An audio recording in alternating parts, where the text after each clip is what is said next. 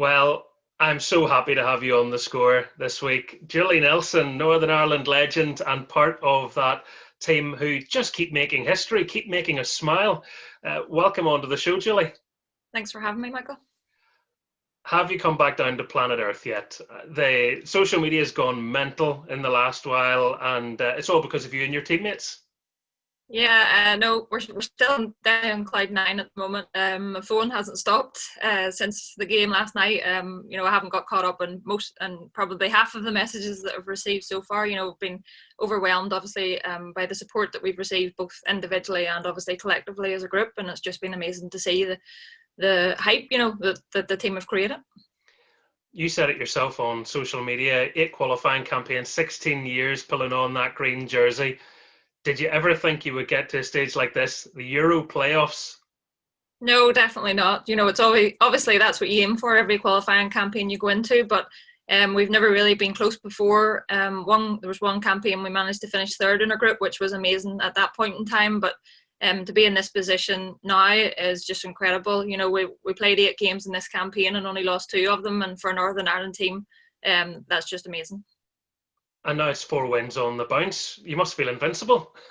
Yeah, yeah, I've definitely never been able to say that before in my international career. I think before this 4-game run, I think that the most we had had was 2 in a row, competitively anyway. So, yeah, it's fantastic, and we knew that these games were 4 games that we had to win. But to be able to actually do that and achieve that is just incredible. How much of that is down to the manager and the coaching staff that he has brought in? Yeah, they've obviously had a massive impact on us. The squad is so together now, and they've instilled a lot of belief and a lot of confidence in players, and some brought in some new players to the fold that maybe hadn't been in before. And there's a really good blend now within the squad and within the coaching staff as well. I think they all complement each other really well. They've improved us all individually and obviously collectively as a group as well as that. Because I think it's fair to say, in recent years, if you'd had the amount of injuries, suspensions, clubs not making players available, whatever scenario you want to talk about, you'd be thinking, where's the depth? How are we going to replace these key players? That has happened in this campaign, and yet it feels like whoever's been chosen has lived up to their task and more. Yeah, we were talking about that through the week. The number of players obviously we have out injured at the moment, and now we've obviously had it, unfortunately, Demi, to this on a long-term basis now as well. So, she's going to have big boots to fill, going into the playoffs. But as you say, we've got great strength and depth now within the squad, and I don't think throughout the campaign we potentially, I don't think, had everybody available for any of the games. I can't really remember as far back as last September, to be honest, but I don't think we had a full complement of players. So hopefully we'll be able to draw on obviously the likes of, if we can get Simone back, we can get Emma McMaster back, hopefully Megan Bell back, and maybe a couple of others, that'll definitely help to strengthen the group again going into the playoff. And that's what's exciting, isn't it? If you've got this far with not a full strength squad, just imagine what might be capable if everyone was available. Yeah, exactly. I heard them on the commentary last night.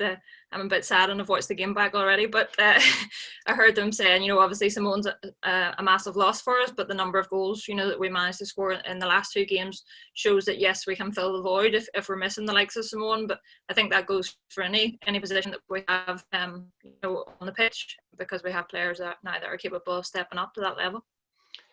I mean, you look at it in this qualifying campaign, 17 goals, 7 different Northern Irish goal scorers, a couple of own goals, but you have to force those things in football, as we all know. That in itself is refreshing. It's really, really encouraging to see. Yeah, and I think that reflects obviously the style that Kenny has us playing. He's not setting us out not to lose games. He's setting us out to attack teams and to win, and to play an attacking style of football. And I think that was evident obviously whenever we played our first competitive game against Norway. And yes, obviously it was a 6-0 scoreline, but I don't think that probably reflected the game. They were just very clinical with the chances that they had, and obviously there was a few mistakes around the back and that kind of thing, because we were adapting to a new style of play. How hard is that for you as a centre back when the manager says, right, this is a team that has been on the wrong end of some big results, obviously against larger nations with more investment, and now we're going to get you to play more attacking, which rightly as a defender means less support?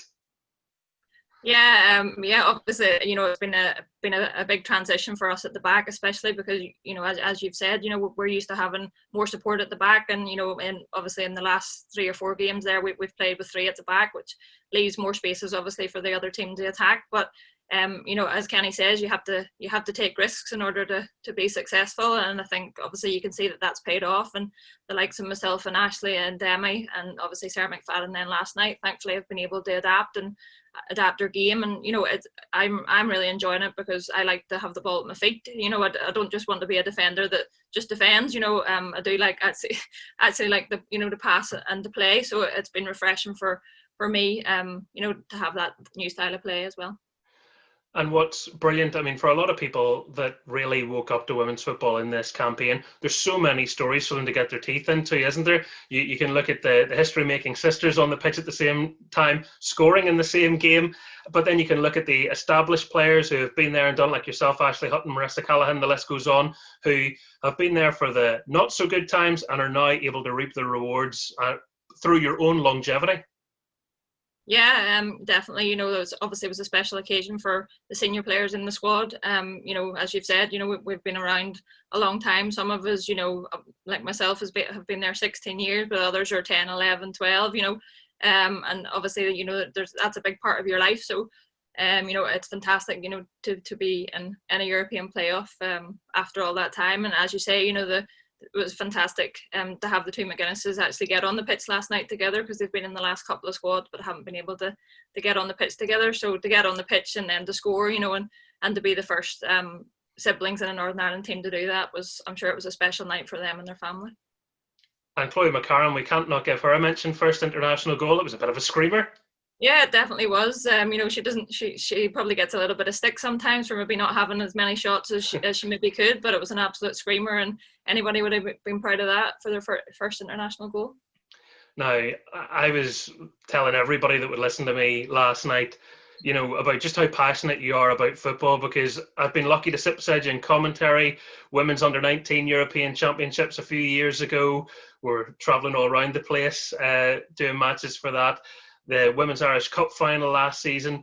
But there's a different feeling, Julie, knowing how passionate you are about football when you're not playing, and then watching you play and achieve. I have to say, personally, it was lovely, because it was also there, that lovely framed shirt behind you, Yeah. the night you got that. I mean, You've had some incredible nights in football. Last night, how high up the list does that go? Yeah, I think that has to top the list. As I said, it's so special for us, especially the senior players and myself, obviously, that's been there. As you said, my 100th cap's behind me, and that was a special night. But I think last night probably has to top that. And the emotions have been high. There've been loads of happy tears, and it's been lovely to see that. I mean, Rachel Furness was just about keeping herself together when she was grabbed for a post-match interview. Yeah, I think there were a few tears after the interview was finished last night, but some of the girls were obviously emotional, and happy tears, as you say. It's a special occasion for us, and others were able to hold themselves together, but some were emotional, so it's just great to see the emotions, whether it's tears or whether it's happiness or joy, or we were all having a sing song and stuff after the game as well, so it was great banter with us all. And you must clearly be a very close group, because even Kenny Shields has been getting emotional lately. What have you done to him? Yeah, I don't know what's happened, Kenny. I think he can just see how much obviously it means to us, and he's there week in, week out with us, especially all the home-based players, and sees the hard work that we've put in. And I suppose probably the strides that we've made, since he's come in, and has helped us all individually. And I think, he sees that being reflected in the emotions of the players, and it's probably then reflecting back on him as well. And with a view to the playoff, obviously we don't know yet who you're going to get. There's still some permutations to work out. Have you any early preferences? Well, so far it's only us, Ukraine and Russia that have definitely qualified for the playoff. So, I wouldn't mind getting Ukraine out of those so far. There's some top teams still left in with a potential of being in the playoff. So a draw against Ukraine might be nice. We played them in Spain this year, and we know what kind of team they are, and I think we would be capable of beating them in a playoff if we got that draw. Do you think this is, this moment is the beginning rather than the culmination of hard work. Could this be, I guess, the moment where people start to show more support for the women's game, where the investment maybe comes, and where future success can be built from? Is this, and your journey, could this be a starting point rather than just a special moment? Yeah, that's what we're hoping for. We can see the attention that's been given to us now, that obviously that we've been successful so far, and we hope that we can build on that support. It's great to see the amalgamation of Northern Ireland supporters now getting behind us as well. And it would have been fantastic last night if we'd been able to have fans into Seaview, because I have no doubts that we would have filled Seaview. Based on the attention that we got after the win on Friday night, and then all the hype going into last night, I think we definitely would have filled Seaview. And hopefully come the playoff, we'll be able to get some fans behind us as well. But yeah, we hope it's a watershed moment for women's football in Northern Ireland, and hopefully there'll be some young girls sitting nice last night watching that'll be inspired to go and maybe play football, if they're not already doing so. And for those that are at clubs and maybe part of the regional excellence programme, they see what the pinnacle of playing international football is now with Northern Ireland, and hopefully that's something that they want to aim to do in the future. Oh, it would be fantastic. And as you know, I'm a huge supporter. I definitely think that has to happen. Just finally, because now we know you won the game in comfortable fashion. When you went behind, what were you really thinking? That definitely wasn't part of the script anyway.